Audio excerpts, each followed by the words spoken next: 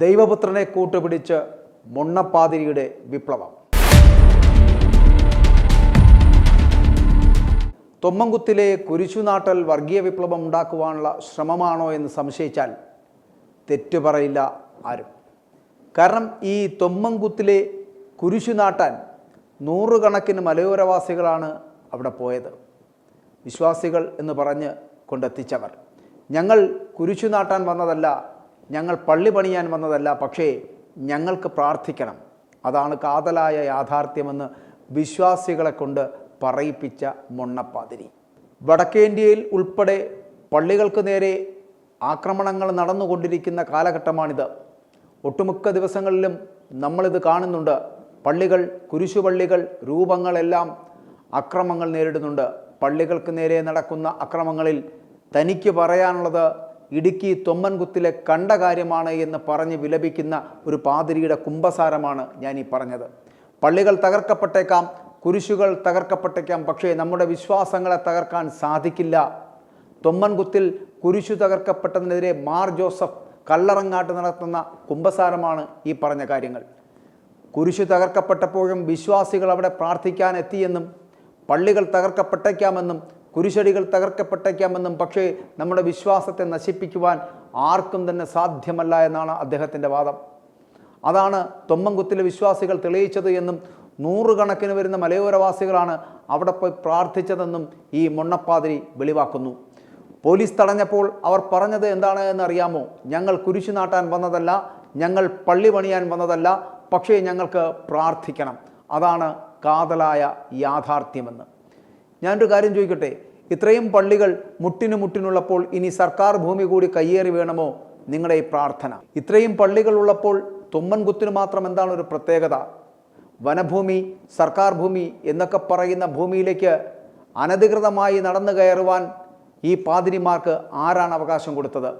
വിശ്വാസികളുടെ പുണ്യദിനമെന്ന് കരുതപ്പെടുന്ന ഈ ദുഃഖവെള്ളിയാഴ്ച ദിനത്തിൽ വിശ്വാസികളെ ഉൾപ്പെടെ തൻ്റെ കരവലയത്തിൽ ഒതുക്കി തീർത്തുകൊണ്ട് ജോർജ് എന്ന് പറയപ്പെടുന്ന പാതിരി ഈ തൊമ്മൻകുത്തിലേക്ക് നടന്നു കയറിയത് എന്തുകൊണ്ടാണ്?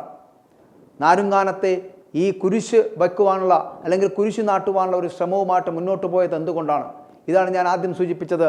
ഇതുപോലുള്ളൊരു പുണ്യദിനത്തിൽ, ദുഃഖവെള്ളി പോലൊരു പുണ്യദിനത്തിൽ വിശ്വാസികൾ വളരെ വേദനയോടുകൂടി മുന്നോട്ട് പോകുമ്പോൾ, അല്ലെങ്കിൽ വളരെ വിശ്വാസപൂർവ്വം അവർ മുന്നോട്ട് പോകുമ്പോൾ, അവരെ നാരുങ്ങാനത്തെ ഒരു പള്ളി നാട്ടി അവിടെ പ്രാർത്ഥിക്കാൻ മാത്രം ഗതികേടിലാക്കി പോയിട്ടുണ്ടോ ഇവിടുത്തെ ക്രിസ്ത്യാനികൾ?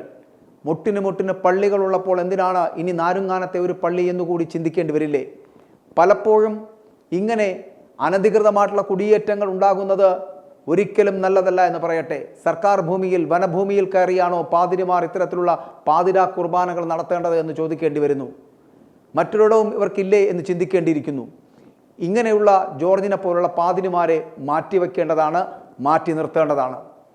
അന്ന് ദുഃഖവെള്ളി ദിനത്തിൽ ഇത്രയും വിശ്വാസികളെയും കൊണ്ട് നാരുങ്ങാനത്തേക്ക് നടന്നു കയറുമ്പോൾ എന്തായിരുന്നു ആ പാതിരിയുടെ മനസ്സിൽ? അവിടെ ഒരു വർഗീയ കലാപം ഉണ്ടാക്കുവാനുള്ള ശ്രമത്തിൻ്റെ ഭാഗമാണോ? നടന്നാൽ അത്തരത്തിൽ നടക്കട്ടെ എന്നാണോ? വനഭൂമിയിലെ വനപാലകരും പോലീസും ഒപ്പം തന്നെ ഈ വിശ്വാസികളും തമ്മിൽ പരസ്പരം മല്ലടിച്ചാൽ, പരസ്പരം യുദ്ധം ചെയ്താൽ ഒരു വർഗീയ വിദ്വേഷത്തിലേക്ക്, ഒരു വർഗീയ വിപ്ലവത്തിലേക്ക് അത് പോകുമായിരുന്നില്ലേ? അങ്ങനെ ഒരു കൂട്ട കുരുതിയിലേക്ക് പോകുന്ന തരത്തിലേക്ക്, ഒരു വലിയ കലാപത്തിലേക്ക് പോകാൻ പറ്റുന്ന തരത്തിലേക്ക് ഒരു സംവിധാനം അവിടെ ഒരുങ്ങില്ലായിരുന്നു. അങ്ങനെ ഉണ്ടായിരുന്നുവെങ്കിൽ എന്തായിരിക്കും സംഭവിക്കാൻ പോകുന്നത്? ഈ കേരളത്തിൻ്റെ മത സാംസ്കാരികത എങ്ങോട്ട് പോകുമായിരുന്നു? മതേതരത്വം എങ്ങോട്ട് പോകുമായിരുന്നു? അത്തരത്തിൽ ഒരു വർഗീയത എവിടെയെങ്കിലും ഇളക്കി വിടുവാനുള്ള ശ്രമം ആരെങ്കിലും നടത്തുകയാണെങ്കിൽ അത് തെറ്റല്ലേ? അങ്ങനെ ചെയ്യുന്നത് ശരിയാണോ? അതും ദുഃഖവെള്ളി പോലെ ക്രൈസ്തവർ ഇത്രത്തോളം ദുഃഖപൂരിതമായിട്ട് നിൽക്കുന്ന ഒരു ദിനത്തിൽ ഇങ്ങനെ വിശ്വാസികളെയെല്ലാം പ്രാർത്ഥന നടത്തുവാനാണ് അവിടെ എത്തിച്ചത് എന്ന് പറയിപ്പിക്കുന്ന തരത്തിലേക്ക് കൊണ്ടെത്തിക്കുവാൻ എന്തിനുള്ള ശ്രമമാണ് ഇവർ നടത്തിയത് എന്നുള്ളത് പറയേണ്ടതുമാണ്. ജനങ്ങളെ കൊണ്ട് പ്രാർത്ഥിക്കാനാണ് ഞങ്ങൾ എത്തിയത്, അല്ലാതെ പള്ളി പണിയാനല്ല, കുരിശു നാട്ടാനല്ല എന്ന് പറയുന്ന തരത്തിലേക്ക് കൊണ്ടെത്തിക്കണമെങ്കിൽ പിന്നെ എന്തിനാണ് അവരവിടെ എത്തിയത്? ആ വനഭൂമി കയ്യേറാൻ ശ്രമിച്ചത്, ആ സർക്കാർ ഭൂമിയിലേക്ക് നടന്നു കയറിയത് എന്തുകൊണ്ടാണ്?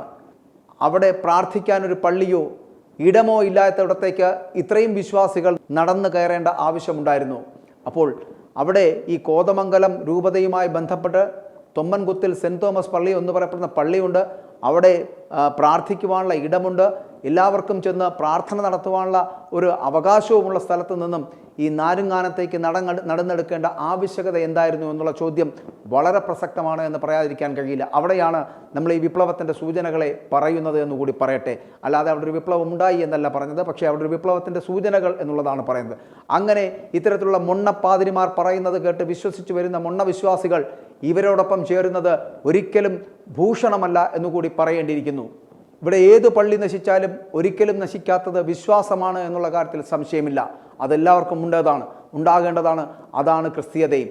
അങ്ങനെയുള്ള ക്രിസ്തീയതയെ മാനിക്കുവാനും മനസ്സിലാക്കുവാനുള്ള കരുത്ത് വിശ്വാസികൾക്കുണ്ടാകുന്നതിന് മുമ്പ് ഈ പാതിരിമാർക്കുണ്ടാകണം, ഈ മെത്രാന്മാർക്കുണ്ടാകണം എന്ന് പറയാതിരിക്കാൻ കഴിയില്ല. ആ മെത്രാന്മാർ വിശ്വാസികളെ പഠിപ്പിച്ചു കൊടുക്കേണ്ടതാണ് എങ്ങനെയാണ് വിശ്വാസം എന്നുള്ളതിനെക്കുറിച്ച്, ആ വിശ്വാസി എങ്ങനെ ആകുന്നു എന്നുള്ളതിനെക്കുറിച്ച്, എന്താണ് ദൈവികത, എന്താണ് ദൈവപുത്രൻ എന്നുള്ളതിനെക്കുറിച്ച്.